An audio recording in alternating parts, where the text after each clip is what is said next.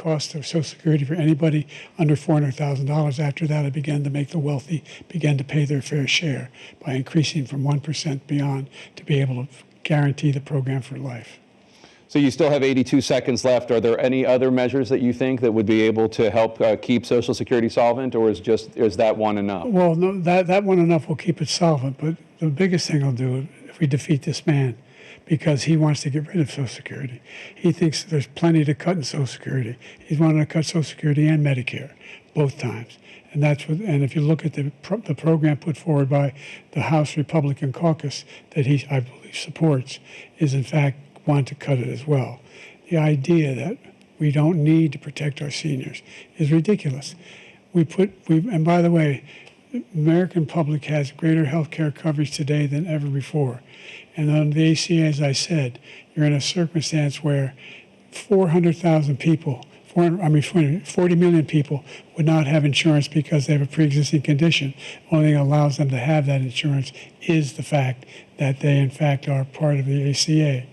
And by the way, the other thing is, we're in a situation where we talk about education for black communities. I've raised the amount of money for Pell Grants by another $8,000. So anybody making under $70,000 a year is going to be able to get $15,000 toward their tuition. He just doesn't know what he's talking about. Thank you, President Biden. President Trump. So I've dealt with politicians all my life. I've been on this side of the equation for the last 8 years.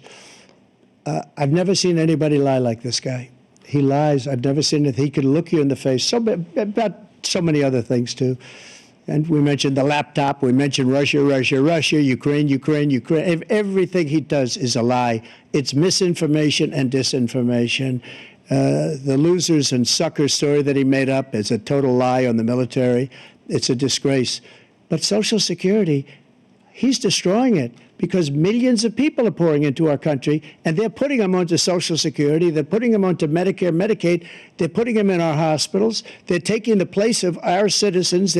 What they're doing to the VA, to our veterans, is unbelievable. Our veterans are living in the street, and these people are living in luxury hotels. He doesn't know what he's doing, and it's really coming back. I've never seen such anger in our country before. President Biden? The idea that veterans are not being taken care of, I told you before. And by the way, when I said suckers and losers, he acknowledged after that he fired that general. That general got fired because he's the one that acknowledged that that's what he said. He was the one standing with Trump when he said it, number one. Number two, the idea that we're going to be in a situation where all these millions and millions, the way he talks about it, illegal aliens are coming into the country and taking away our jobs. There's a reason why we have the fastest growing economy in the world, the reason why we have the most successful economy in the world. We're doing better than any other nation in the world. And by the way, those 15 Nobel laureates he talked about being phony, those 15 Nobel laureates, economists, they all said that if Trump is reelected, we're likely to have a recession and inflation is going to increasingly go up. And by the way, worst president in history, 159 presidential scholars voted him the worst president in the history of the United States of America. President Biden, thank you so much. Let's turn to the cost of child care, which many American families struggle to afford. President Trump, both you and President Biden have tried to address this issue, but the average cost of child care in this country has risen to more than $11,000 a year per child. For many families, the cost of child care for 2 children is more than their rent. In your second term, what would you do to make child care more affordable? Just to go back, the general got fired because he was no good. And if he said that, that's why he made it up. But we have 19 people that said I didn't say it, and they're very highly respected, much more so than him. The other thing is, he doesn't fire people. He never fired people. I've never seen him fire anybody. I did fire a lot. I fired Comey because he was no good. I fired a lot of the top people at the FBI, drained the swamp. They were no good. Not easy to fire people. You'd pay a price for it, but they were no good. I inherited these people. I didn't put them there. I didn't put Comey there. He was no good. I fired him. This guy hasn't fired anybody. He never fires. He should have fired every military man that was involved with that the Afghanistan horror show, the most embarrassing moment in the history of our country. He didn't fire. Did you fire anybody?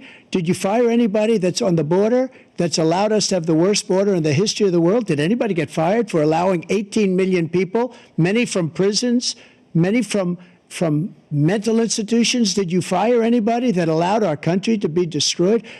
Joe, our country is being destroyed as you and I sit up here and waste a lot of time on this debate. This shouldn't be a debate. He is the worst president. He just said about me because I said it. But look, he's the worst president in the history of our country. He's destroyed our country. Now all of a sudden he's trying to get a little tough on the border. He came out with a nothing deal, and it reduced it a little bit, like this much. It's insignificant. He wants open borders. He wants our country to either be destroyed or he wants to pick up those people as voters. And I don't think we just can't let it happen. If he wins this election, our country doesn't have a chance, not even a chance, of coming out of this rut. We probably won't have a country left anymore. That's how bad it is. He is the worst in history by far. Thank you, President Trump. President Biden? We're the most admired country in the world. We're the United States of America. There's nothing beyond our capacity. We have the finest military in the history of the world, the finest in the history of the world. No one thinks we're weak. No one wants to screw around with us. Nobody, number one. Number two, the idea that we're talking about worst presidents. I wasn't joking. Look it up or go online. 159 or 58, don't hold me the exact number, presidential historians, they've had meetings and they voted who's the worst president in American history. One through best to worst. They said he was the worst in all of American history. That's a fact. That's not conjecture. He can argue they're wrong, but that's what they voted. The idea that he is doing anything to deal with child care, he did virtually nothing to child care. We should significantly increase the child care tax credit. We should significantly increase the availability of women and men or single parents to be able to go back to work. And we should encourage businesses to have. Thank you, President Biden. Facilities. President Trump, the question was about what would you do to make child care more affordable, if you want to take your minute. Just so you understand, we have polling, we have other things that they rate him the worst because what he's done is so bad. And they rate me, I'll show you, I will show you, and they rate me one of the best, okay? And if I'm given another 4 years, I will be the best. I think I'll be the best.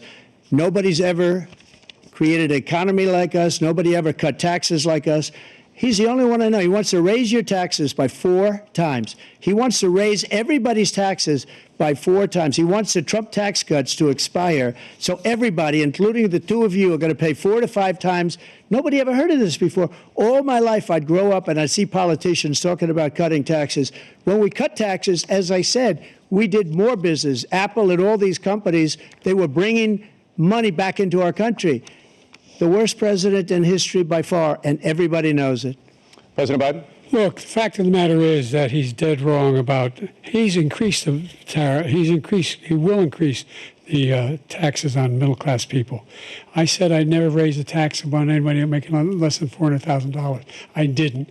But this tariff is 10% tariffs. Everything coming in the country, you know what the economists say? That's going to cost the average American $2,500 a year more because they're going to have to pay the difference in food and all the things that we're importing. Number two, he's in a situation where he talks about how he has not raised, he's somehow helped the middle class. The middle class have been devastated by you. Now you want a new tax cut of $5 trillion over the next 10 years, which is going to fundamentally bankrupt the country. You had the largest deficit of any president in American history, number one. Number two, you have not, in fact, made any contact, any progress with China. We are the lowest trade deficit with China since 2010. Thank you, President Biden. You lost. Thank you, President Biden. Let's discuss an epidemic impacting millions of Americans that both of you have made a top priority in your first term, the opioid crisis. And for both of you, the number of overdose deaths in this country has gone up. Under your term, it went up. Under your term, it has gone up. Former President Trump, despite the efforts that both of you have made, more than 100,000 Americans are dying from overdoses every year, primarily from fentanyl and other opioids. What will you do to help Americans right now in the throes of addiction who are struggling to get the treatment they need?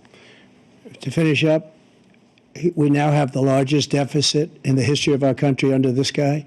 We have the largest deficit with China. He gets paid by China. He's a Manchurian candidate. He gets money from China. So I think he's afraid to deal with them or something.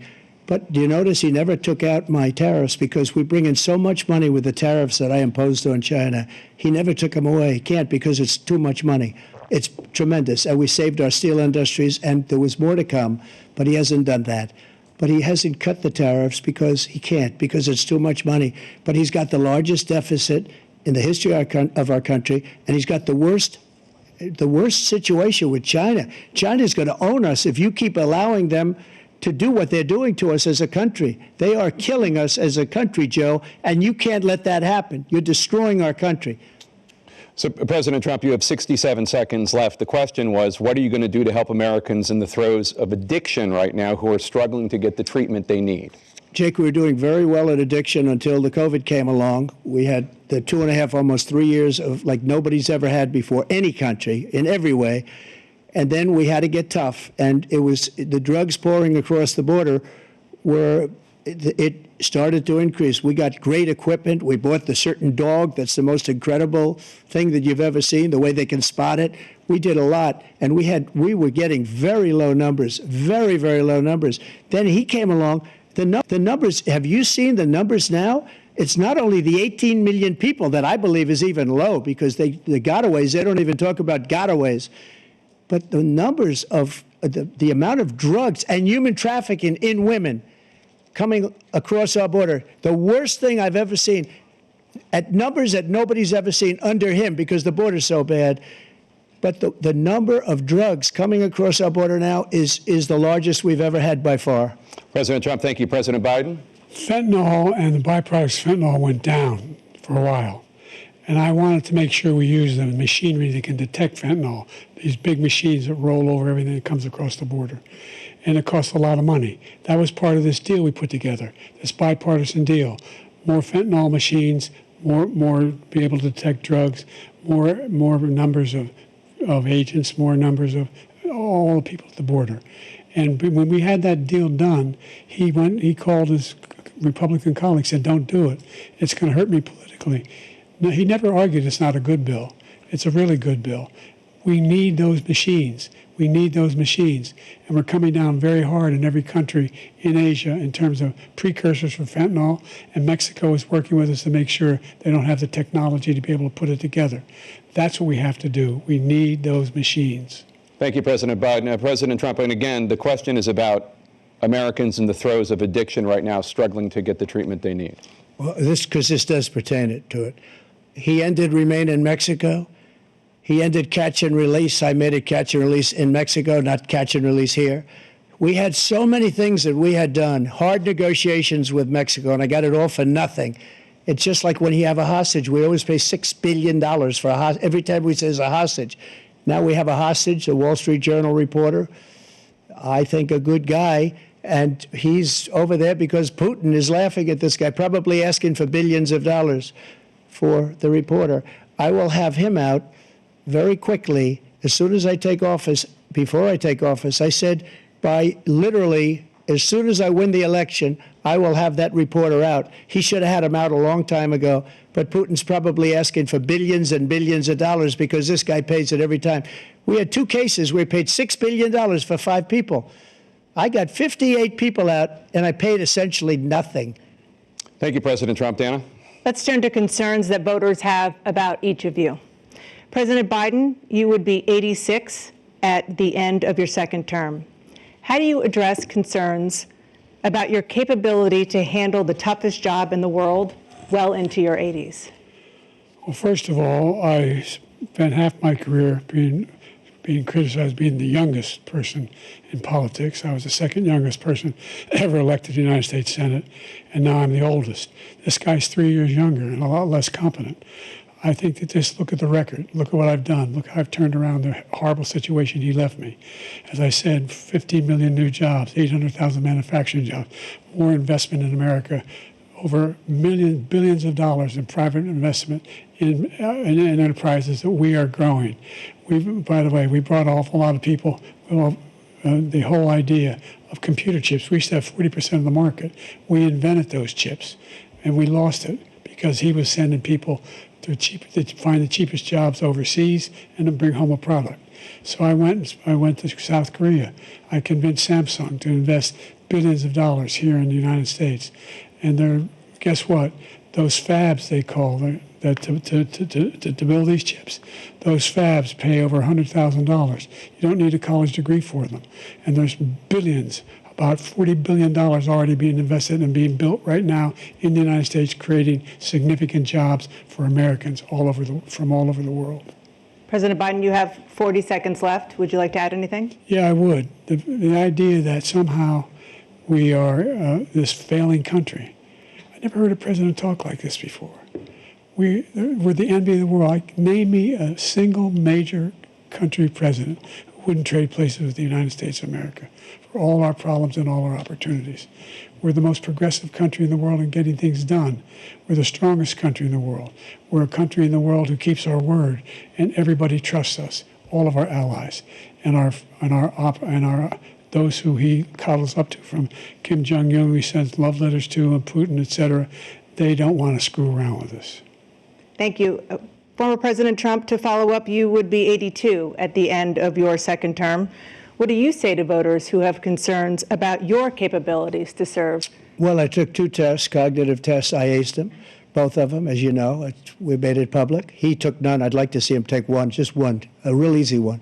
Like go through the first 5 questions. He couldn't do it.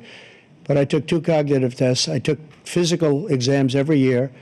And, you know, we knock on wood wherever we may have wood, that I'm in very good health. I just won 2 club championships, not even senior, 2 regular club championships. To do that, you have to be quite smart, and you have to be able to hit the ball a long way, and I do it. He doesn't do it. He can't hit a ball 50 yards. He challenged me to a golf match. He can't hit a ball 50 yards. I think I'm in very good shape. I feel that I'm as in good a shape as I was 25, 30 years ago. Actually, I'm probably a little bit lighter, but I'm in as good a shape as I was years ago. I feel very good. I feel the same. But I was willing to take a cognitive test. And you know what? If I didn't do well, I aced them. Dr. Ronnie Jackson, who's a great guy when he was White House doctor. And then I took another one, a similar one. And one of them said they've never seen anybody ace him. Thank you. President Biden? You can see he is 6'5" and only 223 pounds, or 235 pounds. Well, you said 6'4", 200. Well, anyway, anyway, just take a look at what he says he is and take a look at what he is. Look, I'd be happy to have a driving contest with him. I got my handicap, which when I was vice president, down to a 6. But by the way, I told you before, I'm happy to play golf if you carry your own bag. Think you can do it? That's the biggest lie that he's a 6 handicap of all. I was an 8 handicap. Yeah. 8. Never. But I have, you know how many? I've seen you swing. I know you swing. Wait, let's not act like children. President Trump, we're going to turn Let's not act like children. to a specific concern that voters have about you. Will you pledge tonight that once all legal challenges have been exhausted, that you will accept the results of this election, regardless of who wins, and you will say right now that political violence in any form is unacceptable? Well, I shouldn't have to say that, but of course I believe that. It's totally unacceptable. And if you would see my statements that I made on Twitter at the time, and also my statement that I made in the Rose Garden, you would say it's one of the strongest statements you've ever seen. In addition to the speech I made in front of, I believe, the largest crowd I've ever spoken to, and I will tell you, nobody ever talks about that. They talk about a relatively small number of people that went to the Capitol, and in many cases were ushered in by the police. And as Nancy Pelosi said, it was her responsibility, not mine. She said that loud and clear. But the answer is, if the election is fair, free, and I want that more than anybody. And I'll tell you something. I wish he was a great president, because I wouldn't be here right now. I'd be at one of my many places enjoying myself. I wouldn't be under indictment because I wouldn't have been his political opponent, because he indicted me because I was his opponent. I wish he was a great president. I would rather have that. I wouldn't be here. I don't mind being here. But the only reason I'm here is he's so bad as a president that I'm going to make America great again. We're going to make America great again. We're a failing nation right now. We're a seriously failing nation. And we're a failing nation because of him. His policies are so bad. His military policies are insane. They're insane. These are wars that will never end with him. He will drive us into World War III, and we're closer to World War III than anybody can imagine. We are very, very close to World War III, and he's driving us there. And Kim Jong-un and President Xi of China, Kim Jong-un of North Korea, all of these, Putin, they don't respect him. They don't fear him. They have nothing going with this gentleman, and he's going to drive us into World War III.